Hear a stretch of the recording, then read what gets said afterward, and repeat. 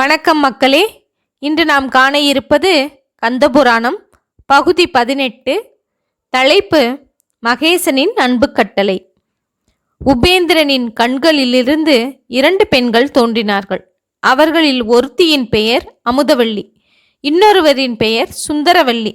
இருவரும் கந்தபெருமானின் பெருமைகளை கேட்டு கேட்டு அவரையே மணாளனாக அடைய தீர்மானித்தார்கள்.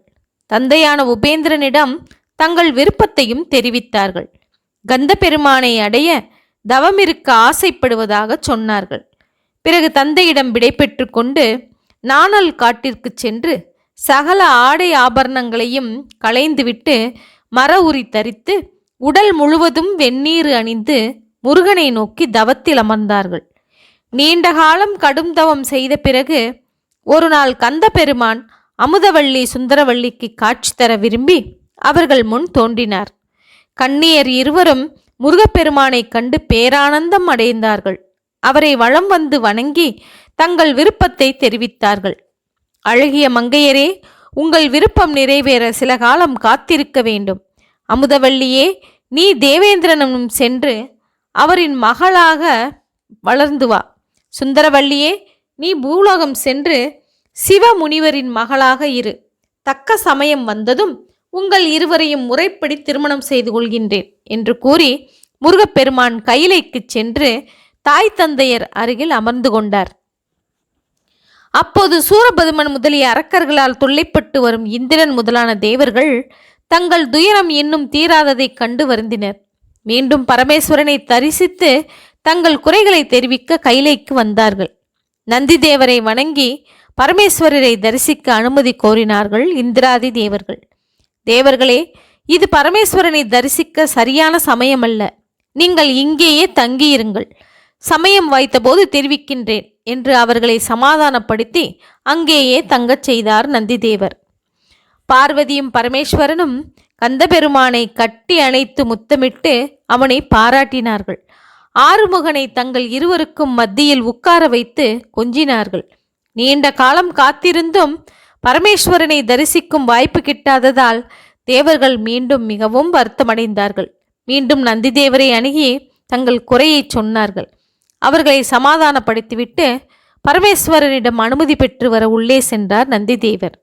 பார்வதி பரமேஸ்வரன் இருவரையும் கந்தபெருமானிடம் கொஞ்சி மகிழ்ந்து கொண்டிருப்பதைக் கண்டு மகிழ்ச்சியடைந்து வணங்கி, தேவாதி தேவனே, அகிலாண்ட நாயகனே, சூரபத்மனால் கொடுமைக்குள்ளான தேவாதி தேவர்கள் முனிவர்கள் முதலானோர் தங்களை காண வெகு காலமாக வாயிலில் காத்திருக்கின்றார்கள்.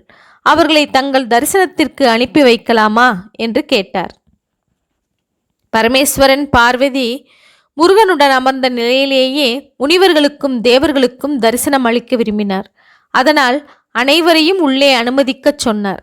நந்திதேவர் வந்து சொன்னதும் தேவர்களும் முனிவர்களும் கரங்களை தலைக்கு மேல் குவித்து சங்கரா, பரமேஸ்வரா, பார்வதிபதே என்று துதித்து கொண்டே உள்ளே வந்தனர். கந்தபெருமானுடன் பார்வதி பரமேஸ்வரனை தரிசித்து அனைவரும் பூரித்து போனார்கள். பலவாறாக துதித்தனர். பார்வதிபதியே, எங்களால் இனியும் சூரபதுமன் தொல்லையை தாங்க முடியாது. தாங்கள் கருணையுடன் எங்களை காத்தருள வேண்டும். தங்கள் குமாரன் முருகப்பெருமான் மூலம் எங்கள் குறைகளை போக்குவதாக வாக்களித்திருந்தீர்கள். இப்போது அதை நிறைவேற்றும்படி வேண்டி கேட்டுக்கொள்கிறோம் என்று பணிந்து நின்றனர். அப்போது மகாதேவர் மனம் மகிழ்ந்து மகேஸ்வரியிடம் ஆலோசனை செய்தார்.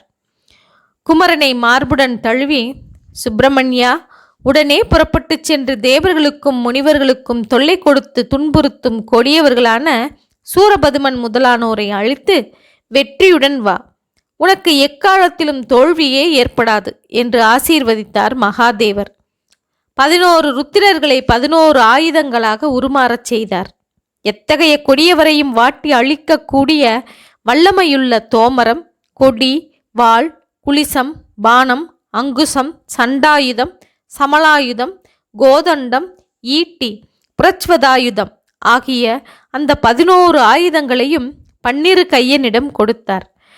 பஞ்சபூதங்களை அடக்கக்கூடியதும் அண்ட சராசரங்களில் உள்ள அனைத்து உயிரினங்களையும் அழித்து நாசம் செய்யக்கூடியதுமான வேலாயுதத்தை அன்னை பராசக்தி அகிலாண்ட நாயகி பார்வதி தேவி தன் திருக்குமாரனுக்கு வழங்கினார். ஆயுதங்கள் ஏராளமாக நிரம்பியதும் கோடி சூரிய பிரகாசமானதும் லட்சம் குதிரைகள் பூட்டியதுமான மனோவேகத்தில் செல்லக்கூடிய ரதத்தை பிரம்மா முதலிய தேவர்கள் வழங்கினர். இது தவிர எடுக்க எடுக்க குறையாத அம்பரா தூணிகளையும் 1000 பேரை ஒரே சமயத்தில் வெட்டி சாய்க்கக்கூடிய பெரிய வாள் ஒன்றையும் கொடுத்தார்கள். பார்வதி தேவி குமாரனை கட்டி அணைத்து, மகனே, தேவர்களுக்கும் முனிவர்களுக்கும் பகைவரான சூரபதுமன் முதலிய அரக்கர் கூட்டத்தை பூண்டோடு அழித்து வெற்றியுடன் திரும்பி வா என்று ஆசீர்வதித்தார். கந்த பெருமான் பெற்றோர் இருவரையும் வலம் வந்து வணங்கி நின்றார். கங்காதரர் தம்முடைய 1,00,000 கணாதிபர்களையும் வீரபாகு முதலான 9 தேவர்களையும் சகல ஆயுதங்களையும் தாங்கி நிற்கும் ஆயிரக்கணக்கான படை வீரர்களையும் மகா பராக்கிரமசாலிகளான 108 படை தலைவர்களையும் முருகனுக்கு தந்தார். மகாவிஷ்ணுவே, பிரம்மதேவரே, தேவர்களே, முனிவர்களே, உங்களின் வேண்டுகோளின்படி சுப்பிரமணியன் கொடிய சூரபதுமன் முதலான அரக்கர்களை ஒழிக்க புறப்பட்டு விட்டான். உங்கள் விரோதிகளை ஆறுமுகன் அரை கணத்தில் ஒழித்து விடுவான் பாருங்கள்.